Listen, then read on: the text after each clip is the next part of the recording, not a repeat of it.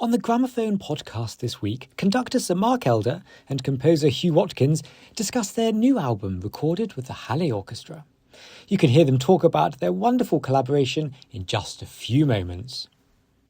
This podcast episode is brought to you in association with REMA, the European Early Music Network, and the organisers of Early Music Day, an exciting event to which all organisations in the sector and all early music lovers and audiences are invited to be a part. It takes place on the 21st of March, the spring equinox, and the birthday of Johann Sebastian Bach, and REMA are delighted to welcome the recorder virtuosos Lucy Horsch and Sarah Jeffrey as this year's ambassadors. All contributions, be they concerts, masterclasses, conferences, interviews, behind-the-scenes videos and educational content are welcome. So to find out how you can get involved in this celebration of early music, visit earlymusicday.eu. Hello and welcome to the latest edition of the Gramophone podcast. I'm Martin Cullingford, editor of Gramophone, and I'm delighted to be joined today by one of our finest conductors and by an equally leading composer, Sir Mark Elder and Huw Watkins. Welcome to you both. Thank you very much. Now, the specific reason we're here is to talk about a new recording from the Hallé Orchestra, the Manchester-based ensemble of which Sir Mark was music director for a quarter of a century, of Huw Watkins' music.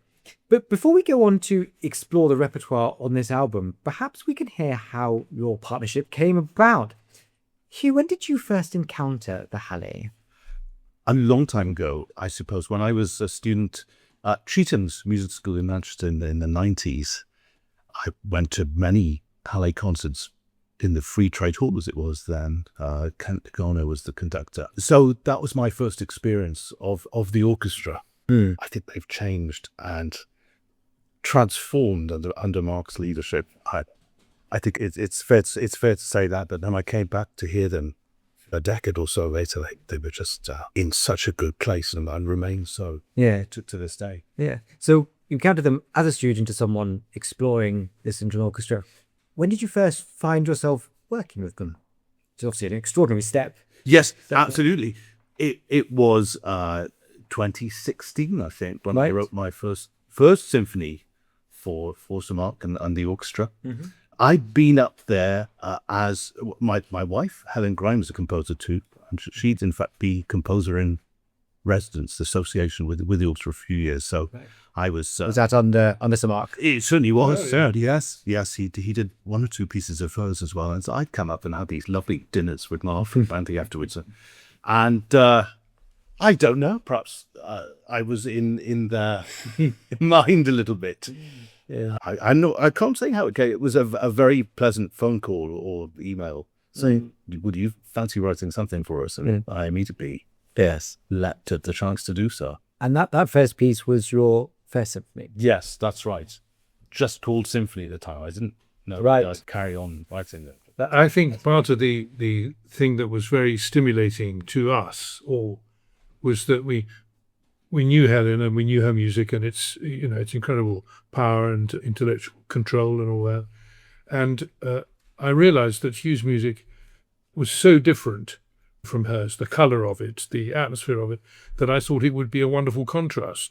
The fact that they were man and wife was by the by, it was just to do something new for the orchestra, to do something for Huw, to promote him as a composer and to give him the chance to develop what he might write, getting to know the orchestra. That's very important. And obviously that describes some of why you invited Huw to work with the orchestra. But when you are thinking about commissioning a composer for an orchestra that you know so well, intimately its sound, what are you looking for? What's the process, the decision-making process like? Well, I think it's important to find music that you like, that you respect, that you believe in, that exists already, and hope that by working together and talking about things and experimenting and achieving things, everybody is pushed forward. Mm-hmm. I think it's incredibly important. I mean, for me as a conductor, there's hardly anything more rewarding than working with a living composer and achieving for him what his dreams were. And certain composers have less idea about how to achieve what they've written on the page. And other composers like you, they know what it's going to be and how they've controlled it and planned it. And to make a composer happy, it's very good. To make a composer happy, that's wonderful. To make audiences happy, players happy, and you happy. Right, but it's the idea of working with somebody who had this idea in his inner ear, has managed to put it down on paper, and we have to bring it alive. Yeah. And nobody has done that before. That's what's really exciting. Now, this album features 2 substantial works, Huw's Second Symphony and a Concerto for Orchestra, as well as a lovely opening, the fanfare for the Hallé. But let's start with the Second Symphony. This was written between March 2020 and January 2021, and I will need to remind very few readers what an unusual and difficult time that was. So perhaps talk about how COVID and the worldwide lockdown, the closure of concert halls, and the uncertainty about what the future would be. How did that have an impact on this piece? It was a very strange time. I just finished making a recording myself. I also play the piano as my day job in lovely Potton Hall in Suffolk. We put in some music by Richard Corsten. And we weren't sure what was going to happen. And I thought, well, as soon as I've done this, I want to start on my symphony. And I had about 3 days before they shut the schools. We had a 6-year-old at the time. Right. And I thought, this is going to be very, very difficult to do any work at all for the next goodness knows how long. So it was a very challenging time. But for everything stopped. And it was all for everybody. But having this big piece to write was a real sort of creative lifeline for me. And eventually we found a way for us both, my wife and I, to carve out time to do some work. And this was a wonderful kind of retreat from all the awful things happening. And the thing is, I thought, well, of course, the premiere was set for January 21. I thought, well, it'll be over by then. Which, of course, it wasn't. And the wonderful thing about the Hallé was they said, well, look, we're going to do this digital concert, as soon as that was possible. They filmed concerts in the Bridgewater Hall, an empty hall, filmed them absolutely beautifully. So I went to the premiere soon after January 21 by myself in the hall, pretty much. It was the most, in fact, it was probably the first time I had heard, it certainly was the first time I'd heard a full symphony orchestra for about over a year. And it was incredibly great an experience. It must be. Absolutely. You must have found that too. Was it your first time? I don't think it was. I think we'd done some concerts before then. I think we did Brahms 1 and Shrushka, Enigma, some other pieces, yeah. And we had to get used to being so far apart, you see, which is incredible. Everybody was very nervous about it. And then gradually, many orchestras found, and certainly we did in the Bridgewater, we found that despite the fact that we were incredibly separated, there were problems of getting everybody together, but there were advantages. Because every player could hear themselves in a way that they never can. Every string player could hear their sound. And that's right, there was no sharing of desks, which must really be quite a different experience for. Yeah, and some of the brass were actually up in the choir stalls, weren't they? The trombones too. That's right. Because everybody had to be certain meters apart. And of course it was strange and it was a bit nerve-wracking. But actually I think as we got used to it, everybody settled down into it. One of the things that Huw does is to write fast music wonderfully well. And of course, when something is really fast, the business of being together is hard the further apart you are. So that was something we had to work at. And together decide, were the tempi that we were doing what he'd imagined? Do you think it should be faster sometimes? And he would say, oh, yes, I do, just a bit. I'm sorry. No, don't apologize. But it's quite the moving thing, I didn't want to write a piece in any way about the situation, but I think I wanted a piece that ends with not completely straightforward, but some kind of optimism, which I think it does. It ends in a sort of blaze, but then suddenly is cut off. And the video is absolutely remarkable with Mark, with his arms in the air, and then just silence, because there's nobody there. It's very powerful. Yes, no, and obviously we'll come and talk about it, but it's a contrast to the end of the recording of the concerto where there's an applause, and actually the two by comparison really reinforce where that was in historical time.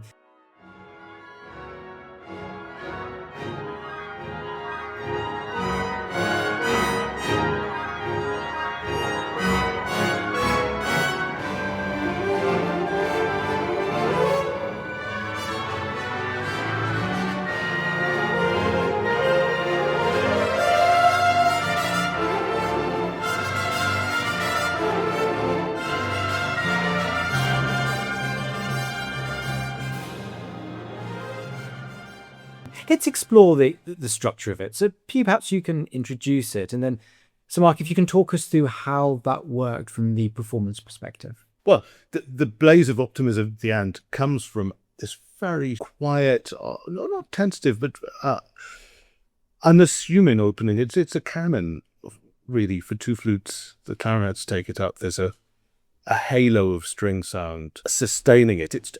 I think that was rather influenced by the time we were living in, when everything had stopped. There's a kind of tentativeness about the opening. And I wanted to see, I knew I'd be spending a good 6 months or so writing this piece. I wanted to see how life could come into the material. Yes. That canon comes back right at the very end. It's a three Hooven symphony, with blazing brass, very high horns, and there's a massive orchestral city. Yes. And that's why when I write a piece that's 20, 30 years long, I like to have something running through it, something tangible that an audience can follow. The players can be aware of how it's going, rather than something that's constantly reinventing itself, or where the music doesn't seem to have any relation to what's being played a minute ago. I like something that develops in an organic way, as you might say. Yes. And did you immediately share that sense of what it is that is being developed? Did it feel like a thread that was running through?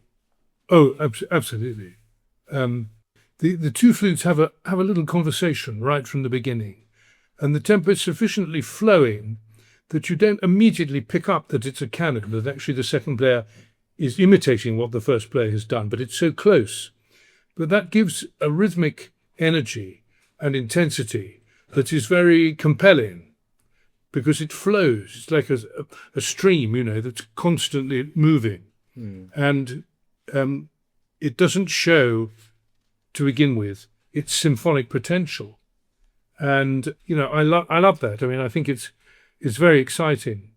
And the other thing to say is that the players really enjoyed doing the first symphony, which is why we asked for the second symphony. Right. And there was a feeling that from the public, when they eventually heard this music, that they were thrilled to share in its newness and its freshness. And it's something, actually, I must say, that I'm enormously grateful to the Hallé for.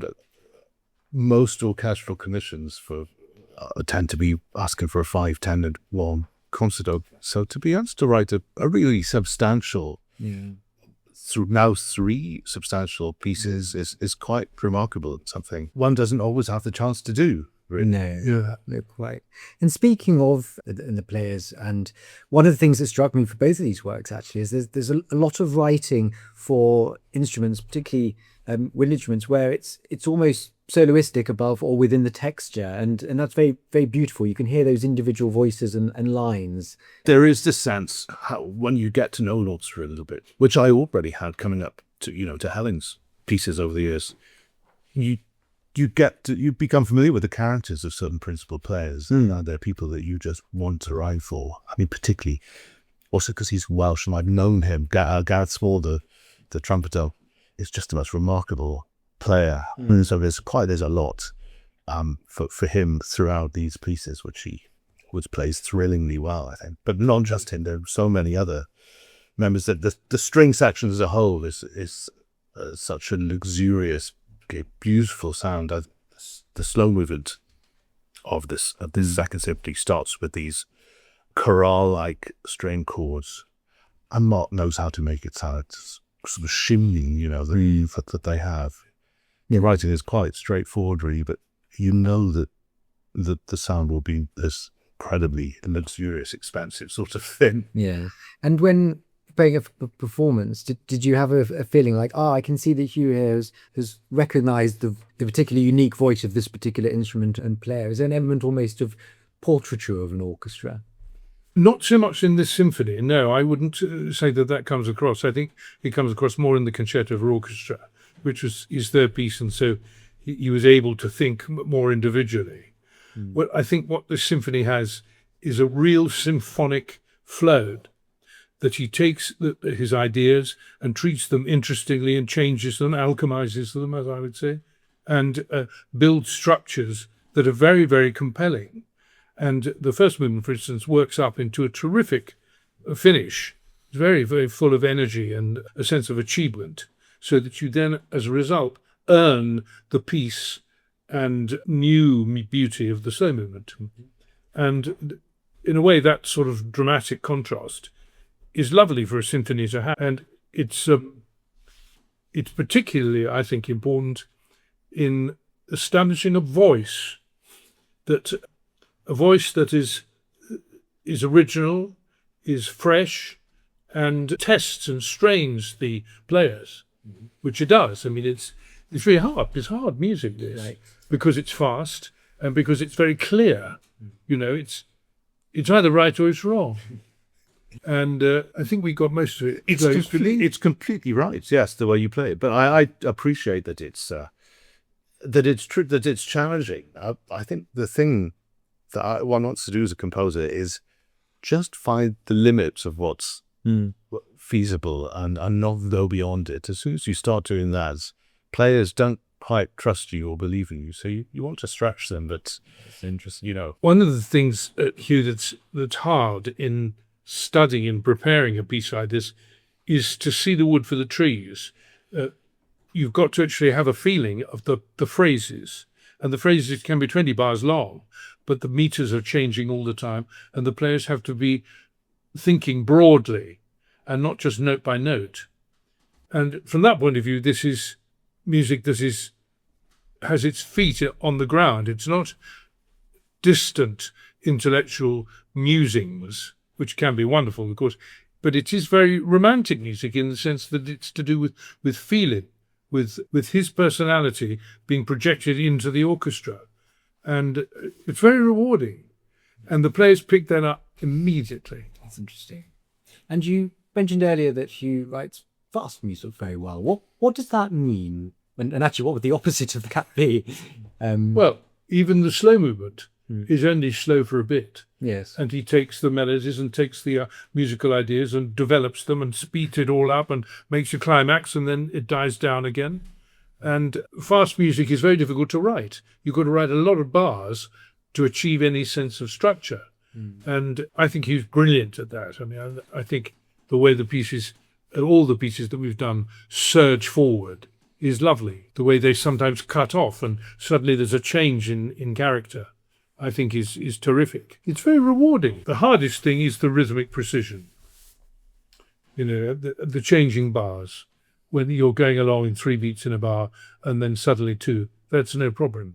But when the 2 is actually 5 beats, 5 little beats, and not just 4, there's an extra little quaver in there. Everybody has to feel that. And when we were all spread out, that was really hard. Remind me, so where's that section then here?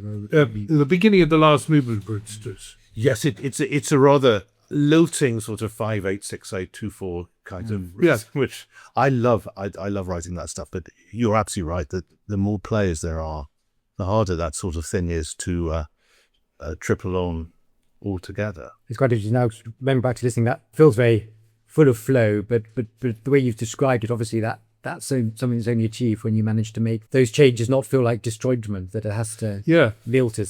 I mean, it's 1 2 3 4 1 2 3 4 1 2 3 4 5 1 2 3 4 5. When it's that fast, it's fine for 1 or 2 players, but for the whole orchestra, for it to sit, sit in the saddle comfortably. It's not, of course, it's not impossible, and it's very common that we're faced with these problems. But Huw's music has to have translucency, it has to have transparency. It has to dance, actually. I think it's quite an important part of the last method, isn't it? Yes, and the translucence is something that there's very much you've pinpointed that I want in an orchestra that, not this cloggy texture. Yeah, that's right. Occasionally a big tutti, there's nothing more thrilling than that, but Yeah. I love just the variety of colours.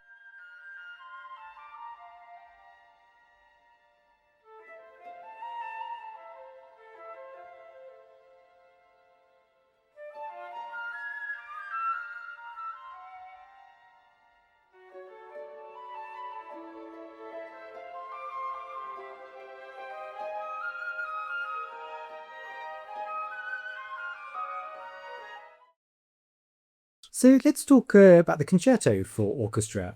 This was written even more recently in happier times. Yes. What defines a concerto for orchestra as opposed to a symphony in your mind? It's a very good question. I suppose the first concerto for orchestra is the Bartók. And had that been the only one, I probably wouldn't have used the title myself. But I think he was onto something with that piece. Lots of other composers, I can think of Elliot Carto, or my former teacher, Robin Holloway, who has written, I think, more concertos for orchestra than he has symphonies. There's something rather appealing to a composer about this, writing something with that title. It certainly appealed to me. It was after having written 2 symphonies. We were just talking about form, a symphonic form. I think one of many things he does remarkably well is bring out the large-scale architecture of a piece. And probably that inspired me in a way to write. I mean, I don't think the symphonies are Algarian or anything quite like that, but there is a sort of late romantic sense of form that I've thought about a lot. Sibelius too. Cumulative. It's a cumulative thing, exactly. That's exactly what it is. And so the concerto for orchestra is slightly different. It's a slightly freer kind of piece. There's not so much the sense that everything needs to be coming from little tiny cells and turn into a massive structure. Perhaps there's a sense of the composer having a bit more fun. Concertos are often like that. In comparison with symphonies, there's an element of display and virtuosity. Yeah. All of that kind of thing. I think that's what the difference is. Yeah. I mean, there'll be passages in this piece that could be in a third symphony, but it's. I think it's just the state of mind that I have when writing it is slightly different because of this title. So sort of structural difference. Talk about it, it's fun and showcasing, but it's extraordinary beauty in here, particularly the central movement. It's really, really, really just beautiful feeling is the word you used earlier, and that's what I felt whilst listening to that. Thank you. Again, that's something. It's a long lyrical tune for strings with just this harp accompaniment. Again, as Mark was saying, that in the second symphony, the slow movement intersperses slow material with electrical quicksilver stuff. Concerto for orchestra does a similar thing, but I think for me that the reason I love doing that is the slow music sounds even slower and more beautiful in contrast to after being juxtaposed with this faster, angrier music, I suppose. You say something about the process of writing. Because when a writer, a novelist, is working on a piece, they don't know what the next chapter is necessarily going to be. They sort of go with it and see where writing takes them and the fantasy and how the characters develop. Is that comparable with a composer? Do you not plan out everything? It's very comparable. It's a very interesting thing. Every composer that you ask will have a different level of pre-planning and knowing where they're going. But I have a loose sense of the structure of the piece. The first movement, the idea was that the sections that, wind would be showcased, then strings and then brass. But I don't know exactly how I'm going to do that. And things take different twists and turns. And there's also the sense of the tonal sense of the piece, without wanting to get too technical. I wouldn't say I write pieces in keys quite, but there are. I mean, it's more tonal than atonal, certainly. And there's a sense of where it's going to end up that I try to control this, this ship. And sometimes it just wants to go into, it's pulled, the music itself pulls it something slightly differently than where I might have planned. That's interesting. And as a conductor, that notion of course, you know the whole work, but if you know that it was also written with a sense of it being a journey unfolding for the composer, you need to somehow convey in the performance that it's not that you know exactly what is going to happen. You're also following the journey too. That sense of discovery and exploration. Yes, that's right. Spontaneity is incredibly important. And that is allied to the tempi. And my tendency is to prepare too slow and to rehearse too slow. And then I need somebody like him to say, no, that's great, just do it all a little bit faster now. Interesting. And I'm used to that. I mean, it's part of the process that I was thinking years and years ago. I did a couple of very big pieces by somebody when I was very young. And after the first one, he talked to me about the second one. And he said, it's going to be 42 minutes. And I thought, how does he know that? Has he got the whole thing planned out in his mind before it gets written down? And as it turned out, it was. I mean, it was just 41 minutes. And he knew exactly where he was going with it. And his music completely different from this. It is much more experimental. And I've always wondered how a composer can ever be in that state of mind, have everything clear in his mind. I mean, perhaps Mozart did. I don't know. I wonder, but I think the thing about tempo is interesting. I can't quite remember the exact quote, but I think something Shostakovich said about Bach. The genius of Bach is however you play, whatever speed you play, it's still it's great music. And I think something it's a useful thing for composers to release themselves from this control freak mentality that they sometimes have, that it must go at this speed. Otherwise, it's not going to be exciting. And Mark's really opened my ears to the fact that there can be a different interpretation that can be perhaps better than more spacious. I think orchestras very often need more space than a composer's mind needs. It's interesting you draw the parallel with literature. And of course, no one, however much they write with as particular voice in their mind, a poem or play, they don't determine how it should be performed, how it should be spoken. Music obviously has more of a sense of structure because the tempo is written down, but there still needs to be that interpretive freedom. Well, another way of expressing that is that creators need recreators. And it's a marriage, it's a relationship. And there are different ways that it can pan out. And it's possible, in my experience, that you do something, I do something the way I feel it, and the composer would say, well, it's not the way I had imagined it, but stick with it because I like it very much.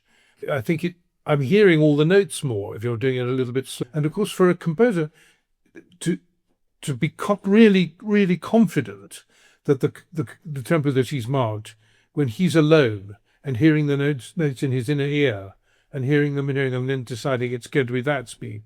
Nowadays, you can put that down very clearly. You can say it's got to be the beat equals 60 beats to the minute, like one's pulse. And that with the whole big symphony orchestra in front of you, that may turn out not to be so satisfactory. It may be that you can't hear it. I mean, I don't know whether this is relevant, but it's such a good story about Vaughan Williams. He was so nervous that people would be bored by his music that he put the metronomes higher, faster. And remember the story in the 1950s that Bolt was going to record the Ninth Symphony for the first time, and he wrote to him, I think, and he said, well, I'm very worried about these metronomes, they all seem terribly fast to me, and I'd like to talk to you about them. And Vaughan Williams, I didn't phone him up or wrote a little note and said, well, I'm so concerned that people would be bored, I tend to do them a bit fast. Why did you come around in a couple of days' time and we'll talk about it? You're probably right, they're probably talking too fast. He then died. Right. And so Adrian never got the conversation. And he went into the recording studio a day later or something, not having been able to talk to Vaughan Williams about this. Yeah.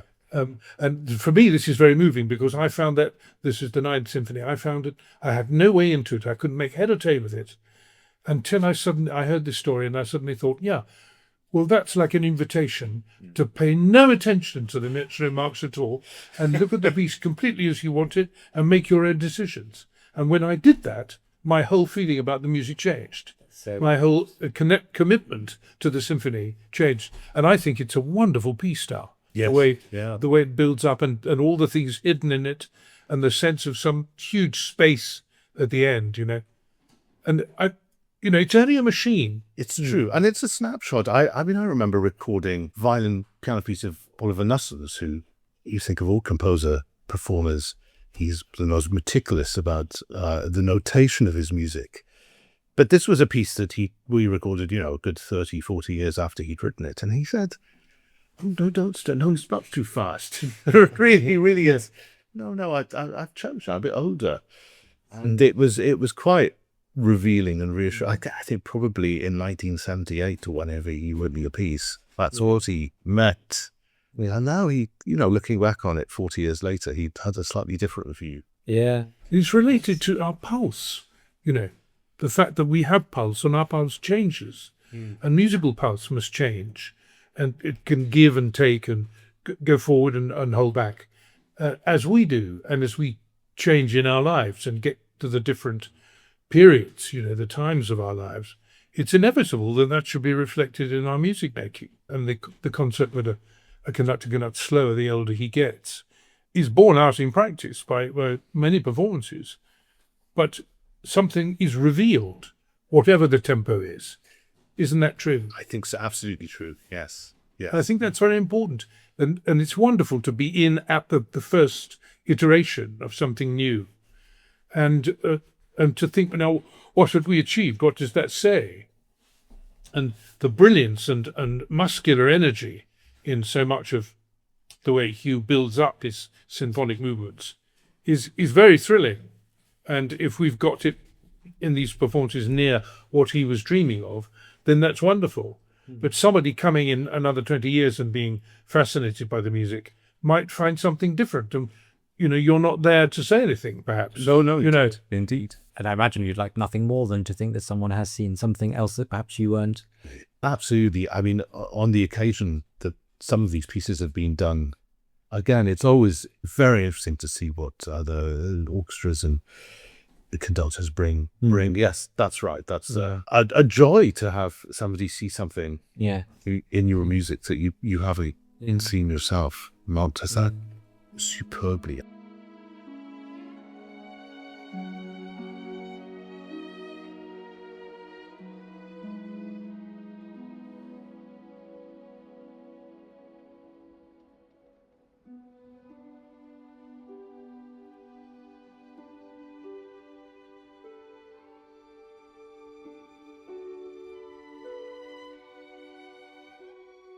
Were there any parameters given to you for either of these commissions? What was that part of the process like? And then when the work was presented, talk me through that process of how you formed the view of how these works should be performed, and how you responded to Sir. Did we say to you that you should only use the forces that were in the orchestra? We say no. We have said that in certain. We might have said that, did we? No. Well, there was one with the Concerto for Orchestra. When it was performed, the second half was the Alpine Symphony. I said, "Can I have that orchestra?" He said, "No," which I think is probably rather wise, because it doesn't, lend itself to be performed very much more if it's that size of piece. But no, apart from that, well, I remember John Summers, who was running the orchestra at the time of the Separate Symphony Commission, just said, "We wanted a big piece, whatever you want, really, as however long. The longer the better," which was a purple thing to say. There weren't, do you remember, I don't think there were very many parameters. No, it's just you have written it pretty much for what we have on the strength. You haven't said, I need 4 extra horns or 8 percussionists. I do want to write a piece at some point with 8 horns. I think that would just be it's expensive, and I didn't make a big fuss, but that's my ambition. We just have to do it with a Mahler symphony that has 8 horns. Exactly, that's right.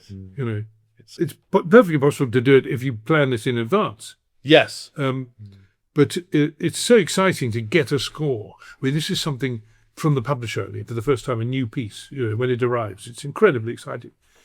But there's something so different now from when I was much younger, that scores are now prepared and printed so beautifully. And Faber, of course, leads. I mean, shots are also very, very good. That it's so clear. Everything you can trust Well, I'm very fortunate. My editor and proofreader at Shot are absolutely fantastic. But what I will say for Mark is he's remarkable, that the detail he goes through scores. There's usually a list of half a dozen things. Is this really in the second violin? Is it divisi in bar 200? And he's always right. He always catches things that have slipped through everybody else's. So the creative process continues through the rehearsal process. That's right. And so the scores that we have here laid out on this beautiful wooden table, are they the result of that whole process? Are these different to the ones that you were given? There are a few things there's always a few things that you suggest. You've tweaked a few dynamics. You've added this and that. Yes, absolutely have made it, but the notes I don't think have been changed. Okay. A few tempy things. And were there moments when either you felt that's not quite what I had in mind and raised that, or perhaps thought the opposite and thought, wow, that's extraordinary, I never saw that in what I had written? Yes, absolutely. Yes, and it's tricky because you don't really have much time once the rehearsal. The first rehearsal's 2 days before the premiere, so there's not much time to change it, really. Yeah. So you have to try to get it as right as you can, which is, I think a composer should be able to do that. But there's always, usually for me, it's up with some percussion thing that doesn't sound quite right somehow, and we've changed a few things, a snare drum to a whip or what have you. And we've spoken about almost sort of portraits of some of the players, particularly in the Concerto for Orchestra. When you look through the score, when you perform it, Mark, are there moments which feel almost signatures of Huw's writing? Well, I think I can say now, having done these 3 big pieces, that yes, that there are some fingerprints that I recognise all the time. Not the same notes or anything, but just perhaps the same shape or the same flow. The way he goes from one part of the orchestra to another, and the way he dovetails it all and mixes it into a texture, that is very distinctive.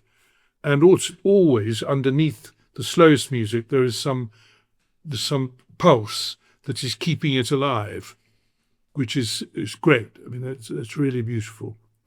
And his writing for the orchestra is full of understanding and imagination and panache, brilliance. One feels that there's a great raw energy just dying to come out. Using the process of writing a big piece to discover something that's inside you, wanting to be expressed. And I think the orchestra really respect that. Orchestras faced with so many different composers' characteristics, and not everybody is as sophisticated and as experienced and as right as Huw. But that doesn't mean to say that the people who aren't haven't written beautiful pieces. You have to see the music, and I've quite often said, if you did that and that and that, it might sound even better. Whereas I would never say that to you. As a commander of the orchestra, it's just terrific. But no, composers are very different. Their own expectations, their own self-confidence, it changes, and they're looking for support and reassurance, and that makes the whole process of bringing a work to the public for the first time incredibly creative. And it's a very different sort of responsibility for if you're reviving a perhaps neglected 19th century score which people haven't heard. Actually, it's for you, and also a very different responsibility for something people do know very well, like say, 4 Williams Symphony, and again bringing a unique, distinct voice to that. Yeah, absolutely. And for a conductor, this is such an important part of developing your relationship with a score, whether it's an old score or a new score. It's very important that you have the confidence to feel it strongly yourself, and not to sit on the sidelines and say, no, I'm just the person who's doing their bit to make the orchestra play this correctly. You need to say, this is mine now, and I've got to do it the way I feel. He can then come and rehearsal and say, just there, I'm not sure that you quite got it as I think it should be. And that's great. That's very helpful, because having worked so much in the theatre, I'm used to being flexible. I'm used to having to re-question the way I'm doing something. But the idea of waiting for the composer to say, "Oh no, that's right, that's lovely, thank you," it's not enough for me. I need to the orchestra feel that I really want to champion this piece. It's very important. If an orchestra feels that a conductor does not admire a piece, they will destroy the piece and the conductor. That's very interesting. And audiences can perceive that. Absolutely. Yeah. Absolutely. And that's why I try only to take on music that I think I'm going to enjoy. Sometimes you agree to do a piece by a composer you've never worked on before, and that's a risk.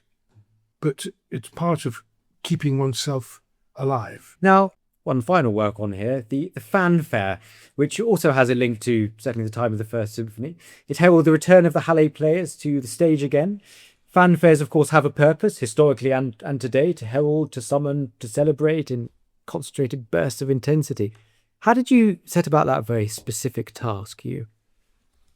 It was a rather hard piece to write, actually, because there are so many incredibly famous fanfares that are immediately recognizable, and somehow to distill one's ideas into this minute tune. Oh, there's so many. Well, the one that I was thinking about the whole time was the Fanfare for the Common Man, which mine is not like at all, but it's one of a brilliant little miniatures. It's part of this Third Symphony, isn't it, in the ads? But perhaps there aren't so many. With the Ducasse one is incredibly successful. Yes, that's right. Isn't it? Anyway, I did want to write something immediately striking, and it took a long time to get the sort of piece. I mean, the other brass writing that I had at the back of my mind is the Jahrcheck Sinfonietta, that incredible blaze of colour, sound, joyous thing. This is a kind of, it was again of this dark, empty COVID time, and so there's something quite bracing about this fanfare. I think it's not the most, although it's exuberant at the end, it works itself into a sort of celebration. It's not quite. It's a rather complex kind of positivity, I'd say. Complex positive, but I think for the listeners who haven't yet explored these works, we've been talking about COVID, their relationship to them. These aren't works that feel rooted in fear and despair. They're the complete opposite. There's actually the hope and the optimism and looking forward to a time it's unfolding where things will be different. And that's certainly something I felt throughout the whole album. Good, thank you. Oh, I mean, the Concerto for Orchestra certainly ends in a very optimistic way. Yes, that's right. But the fanfare, yes, it's hard. Mark just said such lovely things about when you ask what's my music like. It's very hard for me to say that. I think there's something quite vain about composers who are very good at talking about what their own music is like. So it's quite hard for me to pinpoint exactly the character of the fanfare, but it is a slightly different sort of positivity, certainly. Yeah. And there's something dark in it, I think. There's something dark. There's something not ready to celebrate the staccato and the nervousness of it, in a way, which then finds itself, doesn't it? Yes, I think that's exactly right. In this minute and a half. You've done it again. If you're thinking about listening to this music, as the audience might have questioned whether or not they should go to the concert, this music has an immediacy. It has a communicative power. It's very exhilarating. It contains more immediately impressive beauty. And I think it's important to stress that it does communicate the first time you hear it. And no, I think that's very true. And that isn't true of all new music, where you listen to it and you think, that was fascinating. I feel I need to hear it again to fully understand it. I mean, obviously, I'm not claiming I fully understood these on even several listens, but you're right. It's immediately compelling and beautiful music. Yes, thank you for saying those.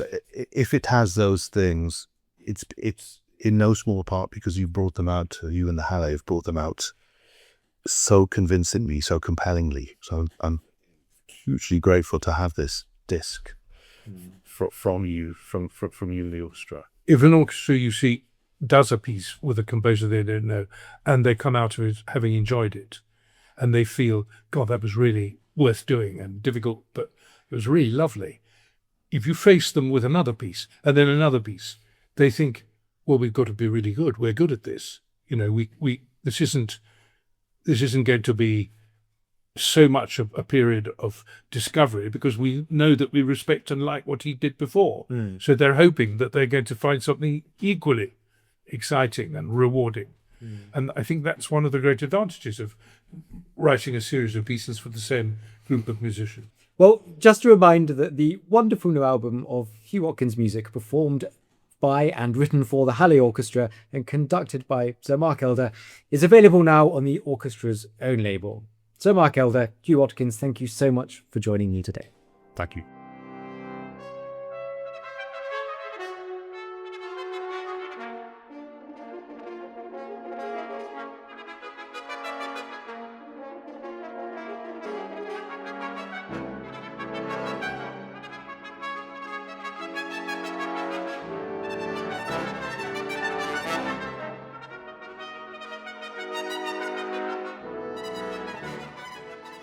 Thank you for downloading this edition of the Gramophone podcast. If you've enjoyed it, we'd be hugely grateful if you could leave a rating or a review, hit the subscribe button, or simply tell your friends about our work. And if you want to explore classical music in even greater depth with Gramophone, then we produce a monthly magazine packed full of interviews, features and reviews, as well as a website with even more exciting classical coverage to explore and enjoy. And all listeners to this podcast can get a 20% discount off any subscription package by visiting gramophone.co.uk/subscribe and entering the code podcast20 at the checkout. Thank you to our sponsors of this week's episode, REMA, the European Early Music Network, and the organisers of Early Music Day, which takes place on March the 21st. And just a reminder to visit earlymusicday.eu, where you can find out all about this very exciting event. And do join us again for another Gramophone podcast next week.